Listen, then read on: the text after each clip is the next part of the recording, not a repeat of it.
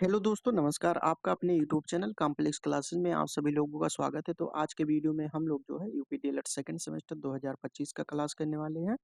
और ये जो है ये क्लास नंबर 5 है। और इसमें जो है हम लोग साइंस का पेपर करने वाले हैं, ठीक है। और इसमें जो है राजन सीरीज को हम लोग कर रहे हैं और इसमें अतलग उत्तरीय प्रश्न को जो है आज के वीडियो में हम लोग द एंड करने वाले हैं। उसके बाद में हम लोग जो है लघु उत्तरीय प्रश्न करेंगे और इसमें जो क्वेश्चन देखने को मिलता है 2016 से लेकर 2023 तक के जो है प्रश्न देखने को मिलता है। और इसका पीडीएफ प्राप्त करना चाहें तो आप लोग टेलीग्राम चैनल से जुड़ सकते हैं। वहाँ पे आप सभी लोगों को आसानी से पीडीएफ प्राप्त हो जाएगा। और अगर बात करें अगर साइंस का जो है आप लोग पीवाईक्यू देखना चाहते हैं तो चैनल पर जाकर या डिस्क्रिप्शन बॉक्स से जो है एक बार चेक कर सकते हैं। वहाँ पे प्रीवियस ईयर पेपर जो है आप सभी लोगों का ये कंप्लीट हो गया, तो आप लोग वहाँ पे जाकर देख सकते हैं। और अगर कोर्स को जो है विस्तार से पढ़ना चाहते हैं तो आप लोग जो है ये एग्जामरत बैच का जो है प्लेलिस्ट को जो है फॉलो कर सकते हैं। वहाँ पे हमने जो है बिल्कुल विस्तार से टॉपिक वाइज टॉपिक जो है बताया हुआ है, ठीक है। तो आप लोग जो है पढ़ के फायदा उठा सकते हैं। तो चलिए हम लोग जो है आज के वीडियो में मतलब उत्तरीय प्रश्न को जो है समाप्त करने वाले हैं। आप लोग लास्ट तक जो है वीडियो में बने रहिएगा।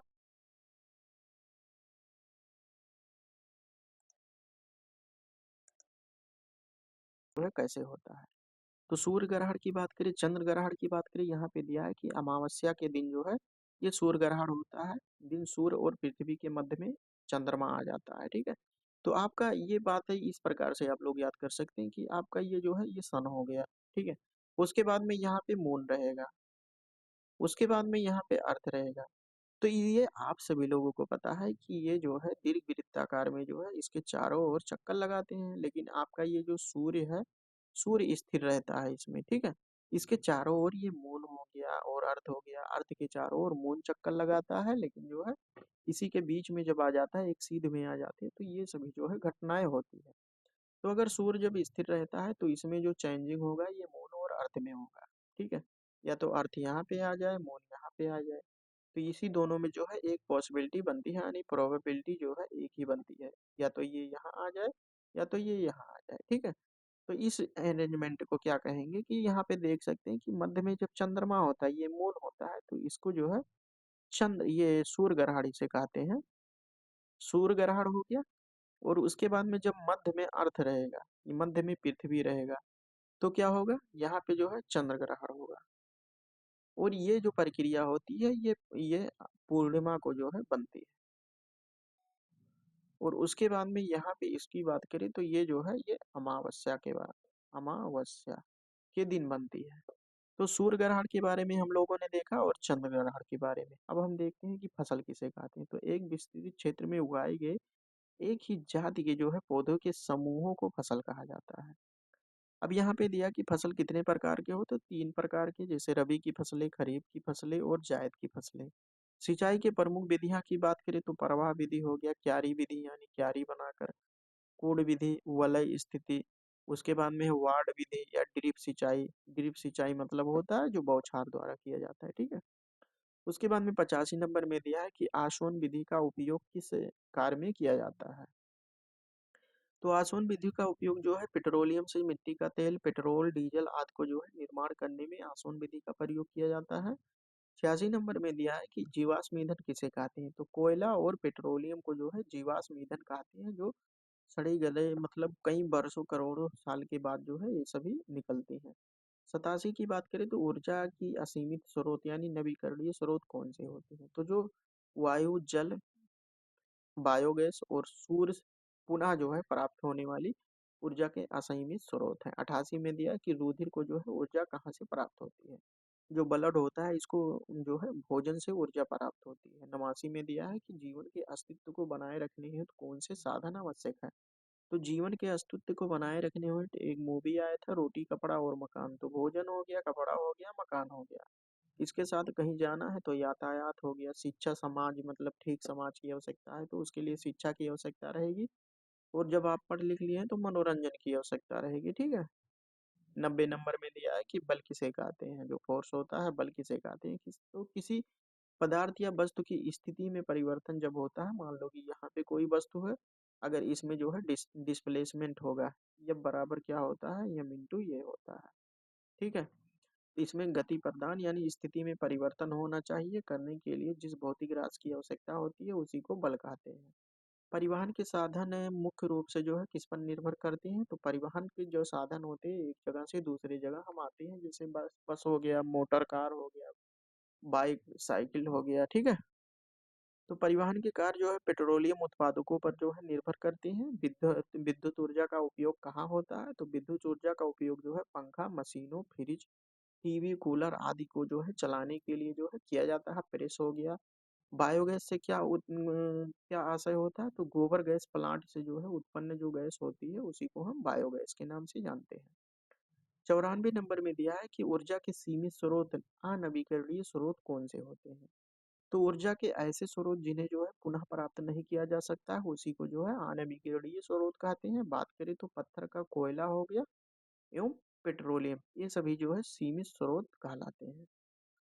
95 नंबर में दिया है कि झुके तल की सहायता से आप किस प्रकार का जो है कार्य आसानी से कर सकते हैं। तो झुके तल की सहायता से जो है भारी भार के जो है ट्रक इसमें आसानी से जो है चढ़ा सकते हैं।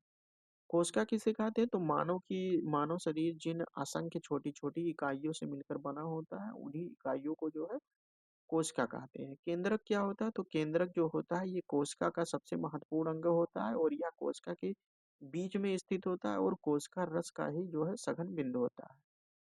यह अधिक गहरे रंग का होता है, अतः इसको जो है कोशिका में आसानी से पहचाना जा सकता है और केंद्रक ही कोशिका का जो है जीवन कहलाता है।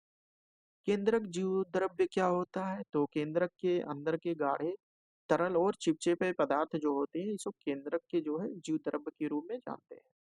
कोशिका के प्रमुख कितने अंग कितने होते हैं, तो कोशिका भित्ति होती है, कोशिका द्रव्य होता है और ये न्यूक्लियस केंद्रक होता है। 100 नंबर में दिया है कि वैकल्पिक ऊर्जा के कौन कौन से स्रोत होते हैं। तो वैकल्पिक ऊर्जा के रूप में हम सौर ऊर्जा, गतिमान ऊर्जा, जल, समुद्र और ज्वार भाटा, जैव मात्रा, बायोगैस वैकल्पिक ऊर्जा के जो है समान आते हैं। उसके बाद में दिया है सोलर कुकर से जो है क्या तात्पर्य होता है, इसको कहाँ जो है उपयोग कर सकते हैं, जो सोलर कुकर होता है। तो इसको जो है एकत्र करके जो है हम लोग भोजन पकाने में जो है इसका प्रयोग करते हैं। उसके बाद में दिया है सौर सेल, यानी सोलर सेल किसे कहते हैं, तो सूर्य की प्रकाश ऊर्जा को जो है विद्युत ऊर्जा में जो परिवर्तित करता है उसी को हम लोग सोलर सेल कहते हैं। यहाँ पे सोलर पैनल हो गया, ये आपका जो है सोलर पैनल हो गया, ठीक है। इससे जो है बैटरी अगर हम जोड़ देते हैं तो बैटरी चार्ज होता है। यानी प्रकाश ऊर्जा को जो है रासायनिक ऊर्जा में चेंजिंग करने की प्रक्रिया को सौर सेल कहते हैं। अधिक संख्या में विद्युत धारा प्राप्त करने हेतु अधिक संख्या में जो है सोलर सेल को जो है जोड़ना जाता है और जब एक से अधिक सोलर को जोड़ा जाता है तो उसी को जो है सोलर पैनल के नाम से जाना जाता है।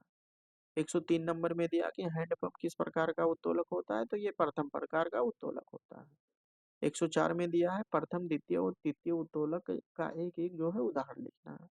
तो ये हैंडपंप हो गया प्रथम, और पहिए वाली ट्राली और चिमटा ये तृतीय प्रकार के उत्तोलक हैं। 105 में दिया है कि जल ऊर्जा में कौन कौन सी ऊर्जा होती है, तो बहते हुए जल में जो है गतिज ऊर्जा होती है और इस गतिज ऊर्जा को जो है जल विद्युत संयंत्र द्वारा विद्युत ऊर्जा में बदला जाता है। इस प्रकार बहता हुआ जल ऊर्जा का स्रोत है। उसके बाद में 106 नंबर की हम बात करें तो यहाँ पे दिया हुआ है कि ज्वार भाटा ऊर्जा को किस प्रकार से जो है स्रोत है। तो ज्वार तरंगे जो है अपार गतिज ऊर्जाएं होती है और इस ऊर्जा को विद्युत ऊर्जा में परिवर्तित किया जाता है। इस प्रकार ज्वार भाटा जो है ऊर्जा का नवीकरणीय स्रोत के अंतर्गत माना जाता है। भारत में ज्वारीय जल में जो जल से जो है विद्युत तैयार की जाती है और इसको जो है नवीन खोज और शोध कार्य चल रहा है। 107 नंबर की बात करें, यहाँ पे दिया है कि ऊर्जा संरक्षण का नियम क्या है। तो ऊर्जा के संरक्षण के नियम के अनुसार ऊर्जा का विनाश नहीं हो सकता है और ना तो विनाश किया जा सकता है, ऊर्जा को ना तो नष्ट किया जा सकता है, ना ही उत्पन्न किया जा सकता है। इसको जो है एक रूप से दूसरे रूप में केवल चेंजिंग किया जा सकता है, ठीक है। अर्थात ब्रह्मांड की संपूर्ण ऊर्जाएं जो है नियत रहती है। सरल मशीन क्या होता है, तो ऐसे साधन जो कार्य को सरलता, सुविधा और तेजी से जो है करने में सहायक होते हैं उसी को हम सरल मशीन के नाम से जानते हैं। सरल मशीन का जो है एक उदाहरण प्रस्तुत करना है, तो जो चाबी होता है ये सरल मशीन होता है। ऊतक कितने प्रकार के होते हैं, जैसे उपकला ऊतक, संयोजी ऊतक, संवहन ऊतक, पेशी ऊतक, तंत्रिका ऊतक, तो ये सभी जो है ऊतक के प्रकार हैं, आप लोग याद कर सकते हैं। 111 में दिया है कि जीवन की आधारभूत क्रियाएं क्या है। तो आधारभूत क्रियाएं जैसे पोषण हो गया, श्वास लेना, उत्सर्जन, परिसंचरण, नियंत्रण और समन्वयन, वृद्धि और प्रजनन करना, ये आधारभूत क्रियाएं हैं जीवन जीने के लिए। 112 नंबर में दिया है कि जीवधारियों में प्रजनन की कौन कौन सी विधियां होती हैं जो प्रजनन करते हैं। तो वर्धी प्रजनन हो गया, अलैंगिक प्रजनन और लैंगिक प्रजनन। 113 नंबर में दिया हुआ है कि सोलर पैनल का प्रयोग विशेष रूप से कहाँ किया जाता है। तो सोलर पैनल का प्रयोग वहां पे किया जाता है जहाँ पे ग्रामीण क्षेत्रों में किया जाता है, जहाँ पे विद्युत उपलब्ध जो है ठीक प्रकार से नहीं होता है। 114 में दिया है कि पवन ऊर्जा क्या होता है। तो वायु के गतिशील होने से उत्पन्न जो गतिज ऊर्जा और गतिज ऊर्जा को जो है ये पवन ऊर्जा कहा जाता है। 115 में दिया है कि बेकिंग सोडा का रासायनिक सूत्र क्या होता है। तो सोडियम बाइकार्बोनेट, हाइड्रोजन बीच में है इसीलिए ये बाई हो गया। त्वचा को गोरा बनाने में इसका प्रयोग किया जाता है, त्वचा को नमी युक्त रखने में, और उसके बाद में खाद्य पदार्थों में खमीर के लिए जो है इसका प्रयोग किया जाता है, केक बनाने में और ब्लीचिंग एजेंट के रूप में। 116 में दिया हुआ है कि वसा में घुलनशील किन्हीं दो विटामिनों के नाम लिखिए। तो वसा में जो घुलनशील होता है ये आपका हो जाएगा KEDA, और उसके बाद में जल में घुलनशील विटामिन हो जाएगा आपका बी और सी। तो यहाँ पे देख सकते हैं ये वसा में घुलनशील विटामिन हो गया, ये हो गया रेटिनॉल, और विटामिन डी कैल्सिफेरॉल, इसे जो है ये केमिकल नेम दिया हुआ है। ई को टोकोफेरॉल और विटामिन के यहाँ पे हो गया। उसके बाद में 117 में दिया कि घड़ी में चाबी भरने पर स्प्रिंग में जो ऊर्जा एकत्रित होती है ये स्थितिज ऊर्जा होती है। जब इसको स्प्रिंग को छोड़ देते हैं, चाबी को खोल देते हैं, तो उसमें यही स्थितिज ऊर्जा जो है गतिज ऊर्जा में परिवर्तित हो जाती है।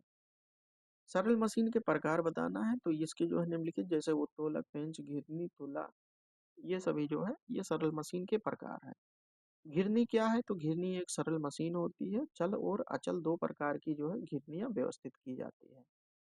विटामिन डी का रासायनिक नाम लिखिए, इसकी कमी से जो है शरीर में कौन सा रोग होता है। तो कैल्सीफेरॉल जो विटामिन डी होता है इसका जो है रासायनिक नाम है, रासायनिक, ये रासायनिक नाम है, और इससे जो है ये सूखा रोग होता है। तो इस प्रकार से यहाँ पे जो है आप सभी लोगों का अतिलघु उत्तरीय प्रश्न जो है बिल्कुल समाप्त होता है।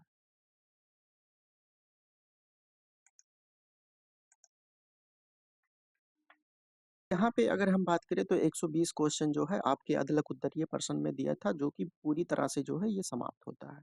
अभी इसके बाद के वीडियो में हम लोग जो है लघु उत्तरीय प्रश्न को जो है स्टार्ट करेंगे। तो आप लोग जो है शॉर्ट वीडियो को और उसके बाद में ऑब्जेक्टिव प्रश्न को जो है आप लोग आसानी से कर सकते हैं। और अभी तक जो लोग चैनल को सब्सक्राइब नहीं किए हैं सब्सक्राइब कर सकते हैं। इसके बाद हम लोग जो है अति लघु उत्तरीय प्रश्नों को जो है लघु उत्तरीय प्रश्नों को, अति लघु उत्तरीय प्रश्न तो जो है बिल्कुल समाप्त हो चुका है। ठीक है, तो चलिए अभी तक चैनल को सब्सक्राइब नहीं किए तो सब्सक्राइब कर सकते हैं। इसके आगे जो है हम लोग कल के वीडियो में जो है देखने वाले हैं लघु उत्तरीय प्रश्न। तब तक के लिए जय हिंद, जय भारत।